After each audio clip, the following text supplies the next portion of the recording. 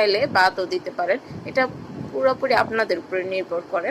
যদি আমার কাছে জেসো ছিল তাই আমি ব্যবহার করেছি। আমি পুরাটাকে জেসো দিয়ে অ্যাপ্লাই করে এটার বোর্ডটাকে কাজ শেষ করলাম। এখন আপনাদের একটা কোশ্চেন থাকতে পারে যে আমি অর্ধেক সাইডে লিপেন আর্ট করতেছি, বাকি অর্ধেক সাইড তো ফাঁকা, এখানে আমি কি করব। একটু অপেক্ষা করেন, ধৈর্য ধরে ভিডিওটা কমপ্লিট করেন, তাহলেই বুঝে যাবেন যে আমি ওই সাইডটার মধ্যে কি করব। আমি ফার্স্টেই বলেছি যে এবারকার লিপেন আর্টটা বাকি লিপেন আর্টের কিছুটা ভিন্ন হবে, কিন্তু আপনারা দেখেও মজা পাবেন এবং এই জিনিসটা অনেক সুন্দর হবে। বিশ্বাস না হলে পুরো ভিডিওটা দেখেন। এরপরে যদি কারো ভালো না লেগে থাকে আর্টটা, তাহলে একটা ডিসলাইক করে দিন, আমি না করব না। আর যদি সম্পূর্ণ ভিডিওটা ভালো লেগে থাকে তাহলে অবশ্যই লাইক, সাবস্ক্রাইব অ্যান্ড ফলো করবেন। আশা করি এর চেয়ে বেশি আমি আপনাদের কাছে কিছু চাই না।